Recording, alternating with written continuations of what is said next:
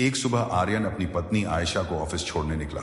उसकी आंखों में एक रहस्यमय चमक थी, जैसे वह कोई तूफान छिपाए हो।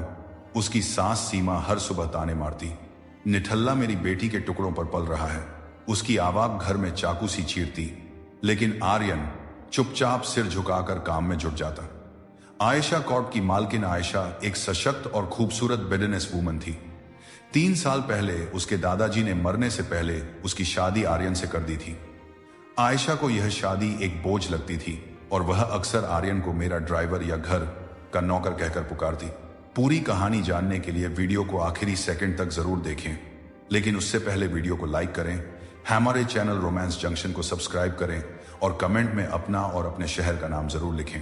फिर एक सुबह आयशा ने अपनी कॉफी का कप टेबल पर रखते हुए ठंडे लहजे में कहा, मुझे 10:30 बजे की मीटिंग के लिए जाना है, गाड़ी तैयार करो। जी अभी तैयार करता हूं, आर्यन ने जवाब दिया। अपनी घिसी चप्पलें पहनते हुए सीमा रसोई से चिल्लाई, अरे पहले मेरे लिए चाय बना, गाड़ी बाद में। आर्यन ने चुपचाप चाय बनाई, लेकिन सीमा ने तंज कसा, ये क्या, चाय में चीनी कम है, तू कुछ काम ढंग से नहीं कर सकता। आर्यन ने बिना जवाब दिए चाय का कप रखा और गाड़ी निकालने चला गया। रास्ते में आयशा अपने फोन में बिजनेस मेल्स पढ़ती रही, बिना आर्यन की ओर देखे। उसकी चुप्पी आर्यन के लिए एक और ताना थी। ऑफिस पहुंचते ही सिक्योरिटी गार्ड ने उसे रोका, अरे तू यहां क्या कर रहा है, ड्राइवर हो ना, बाहर इंतजार कर। आर्यन ने शांत स्वर में कहा, मैं आयशा मैम का पति हूं, मुझे अंदर जाना है। गार्ड हंस पड़ा, पति तू तो सस्ती चप्पलें पहनता है, ड्राइवर की तरह रह, बाहर जा। तभी आयशा बाहर आई और गार्ड से बोली, यह मेरा ड्राइवर है, इसे अंदर मत आने दो। आर्यन ने आयशा का टिफिन थामे बाहर इंतजार किया। उसका दिल चुभ रहा था, लेकिन उसकी आंखों में एक चिंगारी थी, जैसे वो अपने अपमान का जवाब देने वाला हो। देर शाम को आर्यन घर लौटा तो सीमा ने फिर ताने शुरू किए, कहां घूम रहा था, निठल्ले दिन भर कुछ काम धाम नहीं करता। आर्यन ने झाड़ू उठाकर फर्श साफ करना शुरू किया। तभी आयशा की दोस्त नेहा घर आई। अरे आयशा, तेरा यह ड्राइवर तो बड़ा टैलेंटेड है, झाड़ू पोछा करने में मास्टर है, वो हंसते हुए बोली। आयशा ने भी तंज कसा, हाँ यह मेरा नौकर है, बस यही काम करता है। आर्यन ने सिर झुकाए काम जारी रखा, लेकिन उसकी आंखों में चिंगारी और तेज हो गई। उसी रात आर्यन को एक फोन आया। वह चुपके से बालकनी में गया। हाँ जहीर, काम हो गया, ठीक है, कल सुबह ओरियन ग्रैंड होटल में मिलते हैं। उसकी आवाज में एक अनोखी ताकत थी। आयशा ने दरवाजे के पीछे से यह बात सुनी और उसके मन में सवाल उठा, जहीर कौन था, आर्यन क्या छिपा रहा था। अगली सुबह आर्यन ने आयशा से कहा, मुझे एक जरूरी काम से जाना है। कहा। आयशा ने भौहें चढ़ाई, बस जल्दी लौटूंगा, आर्यन ने जवाब दिया और निकल गया। वो बैंगलोर के सबसे शानदार 5 स्टार होटल ओरियन ग्रैंड के सामने खड़ा था। उसकी फटी शर्ट और घिसी चप्पलें देखकर गार्ड्स ने उसे भिखारी समझ लिया। अबे, यहां का पानी भी तेरा घर बेच देगा, निकल, मुझे सहीर साहब से मिलना है, आर्यन ने शांत स्वर में कहा। क्या तुझ जैसे से सहीर साहब बाथरूम साफ नहीं करवाएंगे, गार्ड्स हंसे। तभी आर्यन की पूर्व प्रेमिका रीना अपने बॉयफ्रेंड करण के साथ आई। अरे इसे कुछ खाना दे दो, बेचारा भूखा लग रहा है, रीना ने तंज कसा। करण ने हंसते हुए कहा, हाँ यह भिखारी है। आर्यन का दिल चुभा, लेकिन वह चुप रहा। एक आलीशान कारों की ओर होटल का मालिक जहीर उतरा। गार्ड्स ने आर्यन को धक्का दिया, लेकिन जहीर की नजर आर्यन की अंगूठी पर पड़ी, एक चमकदार अंगूठी जिस पर ताज का निशान था। छोड़ो इसे, जहीर ने चिल्लाया और आर्यन के पैरों में गिर पड़ा। टाइगर, मुझे माफ कर दो, मैंने तुम्हें पहचाना नहीं। सभी हैरान थे। रीना और करण की आंखें फटी रह गई। हीर बैंगलोर का सबसे बड़ा होटल मालिक आर्यन के सामने क्यों झुका। आर्यन ने शांत स्वर में कहा, अहीर, मुझे करण के बारे में सब कुछ चाहिए, अभी। अहीर ने सिर हिलाया और फुसफुसाया, जो आप कहेंगे टाइगर। उसी देर शाम आयशा एक हाई प्रोफाइल बिजनेस पार्टी में थी। औरा ग्रुप के लिए यह पार्टी अहम थी। नेहा भी वहां थी और आर्यन को देखकर हंसी। अरे आयशा, तेरा ड्राइवर यहां क्या कर रहा है, आर्यन ने कहा। मैं आयशा का पति हूं। नेहा हंस पड़ी, तुम इसका पति कैसे हो सकते हो, तुम तो ड्राइवर हो, ड्राइवर की तरह रहो। आयशा ने भी तंज कसा, हाँ यह मेरा नौकर है, इसे बाहर इंतजार करने बोलो। आर्यन चुपचाप बाहर चला गया, लेकिन उसकी आंखों में चिंगारी और तेज हो गई। पार्टी में एक चालाक लड़का जतिन आयशा का वीडियो बना रहा था। उसने आयशा को शराब का ग्लास ऑफर किया, जिसे उसने ठुकरा दिया। फिर भी जतिन ने चुपके से वीडियो बनाया जिसमें आयशा नशे में दिख रही थी। अगली सुबह वीडियो वायरल हो गया। Ayesha Corp scandal social media पर ट्रेंड करने लगा। आयशा के दोस्त और बिजनेस पार्टनर देव ने कॉन्फ्रेंस रूम में हंगामा मचाया। आयशा, ये क्या तमाशा है, हमारी कंपनी डूब जाएगी। ऑफिस के कर्मचारियों ने फुसफुसाना शुरू किया। ये आयशा मैम का ड्राइवर तो हर समय यहां घूमता है, शायद उसी ने वीडियो बनाया। आर्यन जो टिफिन लेकर आया था, यह सुनकर चुप रहा, लेकिन उसका दिल टूट रहा था। आयशा टूट चुकी थी। उसने खिलारे के बाद अपने दादाजी की बनाई कंपनी को संभालने के लिए दिन रात मेहनत की थी, लेकिन अब सब बर्बाद होता दिख रहा था।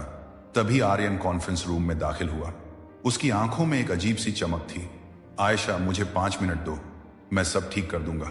देव ने तंज कसा। यह नाकारा क्या करेगा? टिफिन पहुंचाने वाला अब हमारी कंपनी बचाएगा। आयशा ने देव को चुप कराया। बोलो आर्यन। आर्यन ने फोन निकाला और एक नंबर डायल किया। मिस्टर जहीर, पूरे देश का इंटरनेट 2 घंटे के लिए बंद करवाइए। वह वीडियो हर प्लेटफॉर्म से हटाइए। जतिन को मेरे सामने लाइए अभी। आयशा ने हैरानी से पूछा। आर्यन, यह क्या कह रहे हो? देश का इंटरनेट बंद करना? देव हंसा।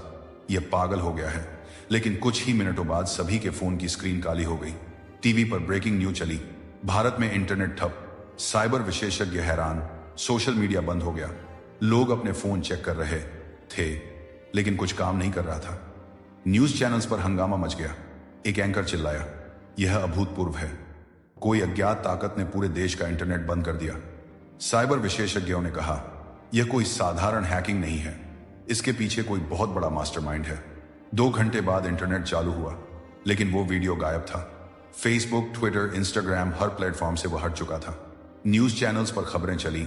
वायरल वीडियो रहस्यमय तरीके से हटा। आयशा ने आर्यन की ओर देखा। आर्यन, तुमने यह कैसे किया?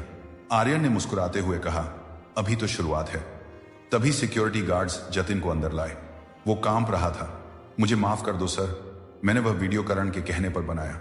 आयशा ने एक गुस्से में पूछा, करण वो कौन है?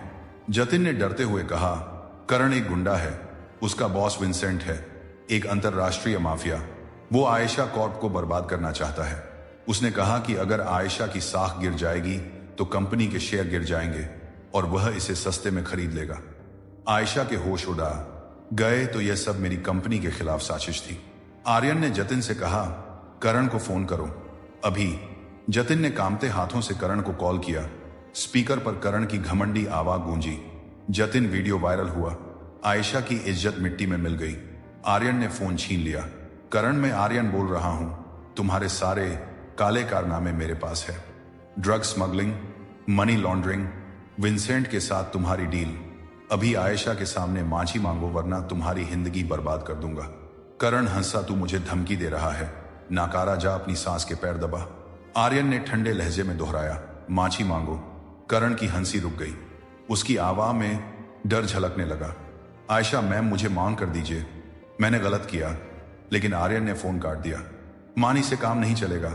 करण, तुमने जो किया उसकी सजा तुम्हें मिलेगी। 24 घंटों में करण की जिंदगी तहस नहस हो गई।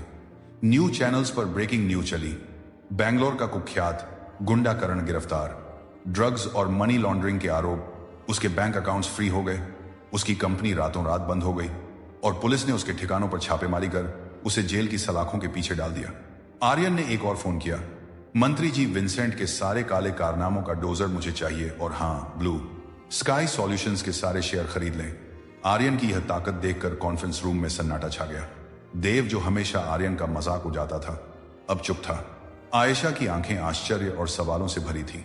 आर्यन, यह सब तुमने कैसे किया? आर्यन ने सिर्फ मुस्कुराया लेकिन जवाब नहीं दिया। उसने एक और कॉल किया, शहीर विंसेंट की हर हरकत पर नजर रखो, मुझे उसकी सारी योजनाएं चाहिए। अगले दिन आयशा और आर्यन कॉन्फ्रेंस रूम में थे। कंपनी के कर्मचारी अभी भी फुसफुसा रहे थे, लेकिन अब उनके लहजे में डर था। यह आर्यन कौन है? उसने इंटरनेट बंद करवा दिया। आयशा ने आर्यन का हाथ पकड़ा और पूछा, आर्यन, तुमने यह सब इतनी जल्दी कैसे किया? बड़े बड़े लोग तुम्हारे एक इशारे पर नाचते हैं, नेता तुम्हारे कॉल का इंतजार करते हैं, तुम कौन हो? आर्यन ने गहरी सांस ली। उसकी आंखों में एक उदासी थी, लेकिन चेहरे पर मुस्कान। आयशा, मैं भारत का सबसे बड़ा बिजनेसमैन हूं। मेरे पास वो ताकत है जो इस देश की अर्थव्यवस्था को हिला सकती है, लेकिन मैंने अपनी पहचान छिपाई। तुम्हारे 5 कर दादाजी मेरे पिता के सबसे करीबी दोस्त थे। उन्होंने मुझसे वादा लिया था कि मैं तुमसे शादी करूंगा और तुम्हारी रक्षा करूंगा। मैंने अपनी असली पहचान इसलिए छुपाई क्योंकि मैं चाहता था कि तुम मुझे मेरे प्यार से जानो, ना कि मेरे पैसे और ताकत से। आयशा की आंखें नम हो गई। तो तुमने इतने साल मेरी मां के ताने, मेरे दोस्तों के अपमान, गार्ड्स की हंसी, मेरे शब्दों का दर्द, सब कुछ चुपचाप सहा, सिर्फ मेरे लिए। आर्यन ने मुस्कुराते हुए कहा, तुम मेरी जिंदगी हो आयशा, तुम्हारे लिए मैं कुछ भी सह सकता हूं। तुम्हारा एक मुस्कान मेरे हर दर्द को मिटा देता है। सीमा, जो चुपके से दरवाजे के पीछे सारी बात सुन रही थी, आगे आई। उसकी आंखें आंसुओं से भरी थी। आर्यन, मुझे मांग कर दो, उसने कांपती आवाज में कहा। मैंने तुम्हें नाकारा समझा, ताने मारे, तुम्हें अपमानित किया, लेकिन तुमने मेरी बेटी और उसकी कंपनी को बचा लिया। मैंने तुम्हें कभी बेटा नहीं समझा, लेकिन आज मैं तुम्हें अपने बेटे से भी ज्यादा प्यार करती हूं। आर्यन ने सीमा के कंधे पर हाथ रखा। सासू मां, आपने जो किया वो एक मां का प्यार था। मैं आपसे कोई शिकायत नहीं रखता। देव, जो हमेशा आर्यन का मजाक उड़ाता था, भी आगे आया। आर्यन, मैंने तुम्हें गलत समझा। मैंने सोचा तुम एक नाकारा हो, लेकिन तुमने तो हम सबको बचा लिया। मुझे मांझ कर दो। नेहा, जो अब तक चुप थी, भी आगे आई।